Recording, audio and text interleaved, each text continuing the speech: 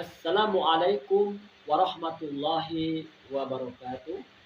Baik teman-teman sekalian, para mahasiswaku yang budiman, hari ini kita berjumpa kembali dengan Bapak di mata kuliah Entrepreneurship 3 dan hari ini kita akan bicara tentang inovasi dan penciptaan nilai.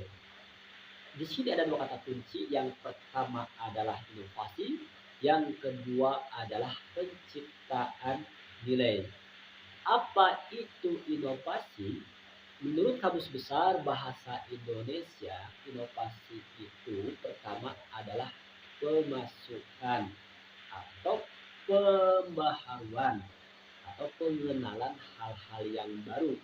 Nah, jadi teman-teman, kalau kita mau berinovasi berarti harus ada input sehingga ada output yang jauh lebih besar impact-nya atau nilainya, manfaatnya untuk kita ataupun untuk orang lain. Kalau kita ibaratkan pemasukan, mengibaratkan saya seperti kas keuangan.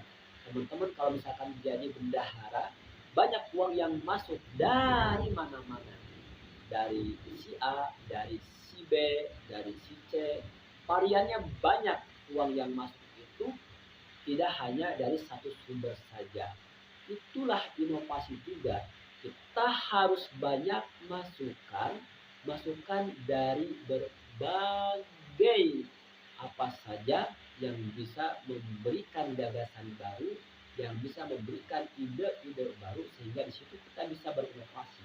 Karena bagaimanapun kalau kita mau berinovasi itu harus banyak berinteraksi, banyak bergaul, banyak membaca. Kalau kita membaca itu jangan hanya buku itu saja. Misalkan kalian sebagai bidangpreneur, kalian jangan hanya membaca tentang buku-buku kebidanan. Kalau kalian nanti mau membuka klinik, membuka praktek mandiri, mau membuka rumah sakit, harus punya pengetahuan, punya ilmu tentang manajemen, bagaimana mengelola klinik, bagaimana mengelola BPM, dan juga bagaimana misalkan mengelola rumah sakit. Atau kalau misalkan kliniknya mau dikasih ke orang yang bisa kita percayakan. Nah, teman-teman juga harus membaca buku-buku literatur tentang kepemimpinan, tentang leadership, tentang manajemen organisasi, dan yang lain-lain. Nah, ini menjadi penting sehingga model bisnis yang akan dijalankan itu tidak akan statis dan akan dinamis karena kita terus berinovasi dan kita akan terus belajar dan belajar dari sebuah pengalaman. Bukankah pengalaman itu adalah dulu yang terbaik?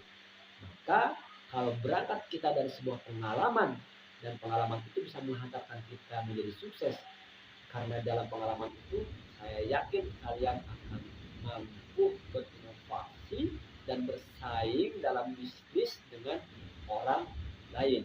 Itu yang pertama.